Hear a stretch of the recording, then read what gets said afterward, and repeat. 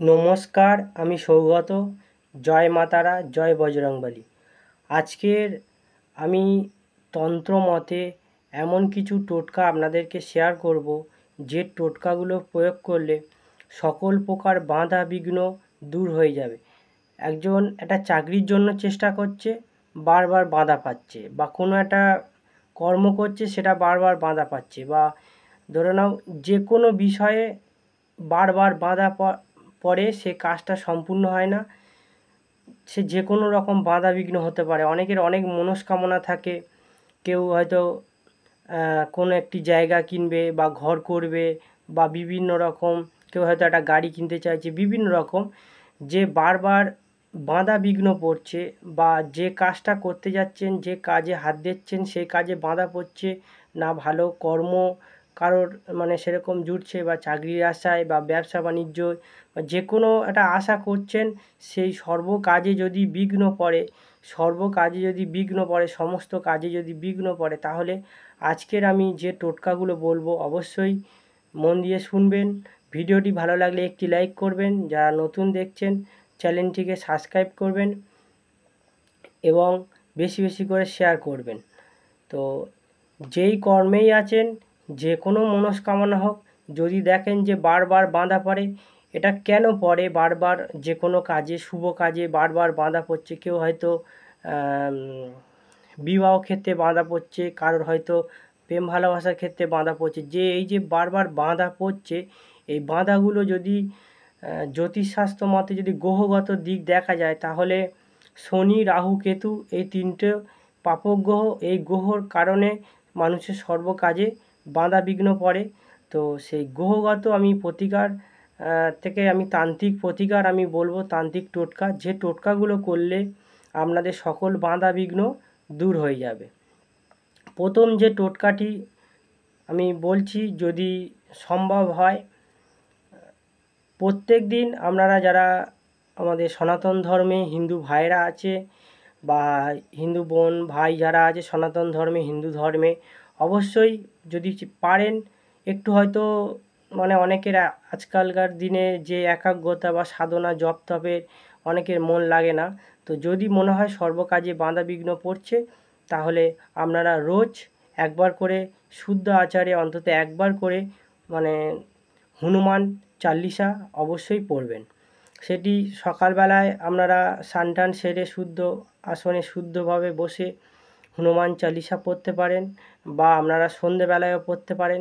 একবার পড়তে পারেন, তিনবার পড়তে পারেন। বেশ কিছুদিন যদি হনুমান চালিসা পড়ে যেতে পারেন, তাহলে সংকটমোচন হনুমানজি এই কলিযুগের জাগ্রত, এবং জাগ্রত দেবতা হচ্ছে হনুমানজি। এই কলিযুগের আরও বেশ কিছু দশ মহাবিদ্যার মধ্যে জাগ্রত দেবদেবী আছে, তো মানে দেবী আছে, বা অনেক দেবতা আছে জাগ্রত। তো তার মধ্যে একদম এই কলিযুগে জাগ্রত দেবতা হচ্ছে বজরংবলী, এবং হনুমান চালিসা রোজ পাঠ করলে সকল বাধা বিঘ্ন দূর হয়ে যায়। তাহলে প্রথম টোটকাটি কি বললাম, যে প্রত্যেক দিন আপনারা হনুমান চালিসা পড়বেন। দ্বিতীয় টোটকা হচ্ছে পাঁচমুখী রুদ্রাক্ষ একসাথে তিনটে, যে কোনো সোমবার বা শুক্রবারে আপনারা গলাতে ধারণ করতে পারেন, বা আপনারা বাহুতে ধারণ করতে পারেন। পাঁচমুখী রুদ্রাক্ষ একসাথে তিনটে, এটিতেও সর্ব বাধা বিঘ্ন দূর হবে, যে কোনো কাজে মনস্কামনা পূর্ণ হবে, সকল বাধা বিঘ্ন দূর হবে।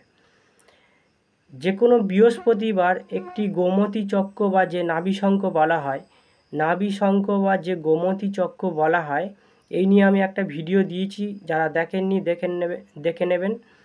কারণ গোমতী চক্র বা নাভিশঙ্খ যে কোনো বৃহস্পতিবার কিনে যদি রূপো দিয়ে বাঁধিয়ে বা লকেট করে আপনারা গলাতে, বা এই ডান হাতের মধ্যমা বা তর্জনী আঙুলে যদি আপনারা ধারণ করেন, তাহলে সকল প্রকার বাধা বিঘ্ন দূর হয়ে যাবে।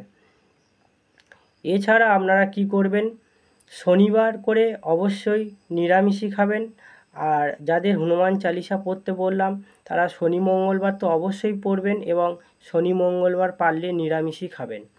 এবং সকল বাধা বিঘ্ন দূর করতে গেলে শনিবার করে নিরামিষই খাবেন, এবং শনিবার দিন যতটা পারবেন গরিব দুঃখী বা যারা অসহায় মানুষ, তাদেরকে কিছু খাবার কিনে তাদেরকে দেওয়া বা কিছু টাকা পয়সা দান করা, বা মন্দিরের বাইরে যে কোনো কালী মন্দির বা শনি মন্দিরের বাইরে যেসব অনেক ভিখারি বা গরিব মানুষরা বসে থাকে তাদেরকে কিছু টাকা পয়সা বা খাবার দান করবেন।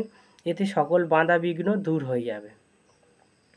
এছাড়া আপনারা যদি পারেন প্রত্যেক দিন অন্তত আপনাদের মানে প্রত্যেক দিন আপনাদের আশেপাশে যে পাড়াতে অনেকের বাড়িতেও থাকে, আশেপাশেও থাকে বাড়ি আশেপাশে পাড়াতে, যদি কুকুরকে প্রত্যেক দিন রুটি বা বিস্কুট যা পারবেন যদি আপনারা নিয়মিত খাওয়ান, তাহলে কিন্তু সকল বাধা বিঘ্ন দূর হয়ে যাবে। রুটি হোক বিস্কুট হোক যদি কুকুরকে যদি খাওয়াতে পারেন তাহলে সকল বাধা বিঘ্ন কেটে যাবে। আর একটি সমস্ত বাধা বিঘ্ন দূর করার জন্য একটি গণেশের মন্ত্র আমি বলে দিচ্ছি, যেটি হচ্ছে ওং গাং গণেশায় নমঃ। ওং গাং গণেশায় নমঃ। এই মন্ত্রটি যদি আপনারা রোজ যদি জপ করেন তাহলে সকল বাধা বিঘ্ন দূর হয়ে যাবে। এই যে কিছু টোটকা বললাম এগুলো কিন্তু সকল বাধা বিঘ্ন দূর করার জন্য একদম মারাত্মকভাবে কাজ করবে। আর একটি টোটকা আমি বলছি, আপনারা যখন প্রত্যেক দিন স্নান করেন সেই স্নানের জলেতে কিছুটা যদি লবণ মিশিয়ে স্নানের জলেতে যদি কিছুটা লবণ মিশিয়ে সেই জলে যদি অল্প সামান্য লবণ দিয়ে যদি আপনারা সেই জলে স্নান করতে পারেন বাধা বিঘ্ন দূর হবে। এছাড়া গোলাপ জল স্নানের জলে মিশিয়ে স্নান করলে সমস্ত বাধা বিঘ্ন দূর হবে।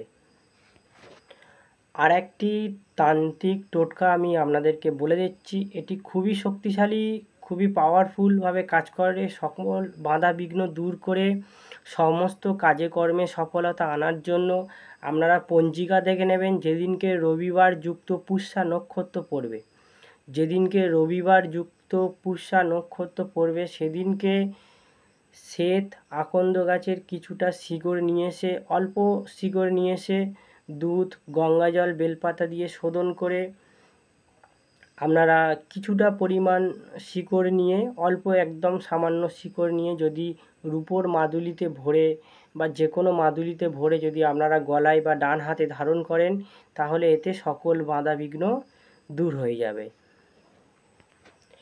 এই যে টোটকাগুলো দিলাম সমস্ত বাধা বিঘ্ন দূর করার জন্য, সবাই সব টোটকা অবশ্যই পেরে ওঠা সম্ভব নয়, তাই যার যেটা সহজ মনে হবে সেটাই করবেন।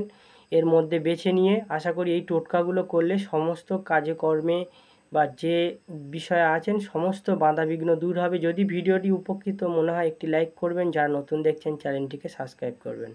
ভিডিওটি দেখার জন্য অসংখ্য ধন্যবাদ।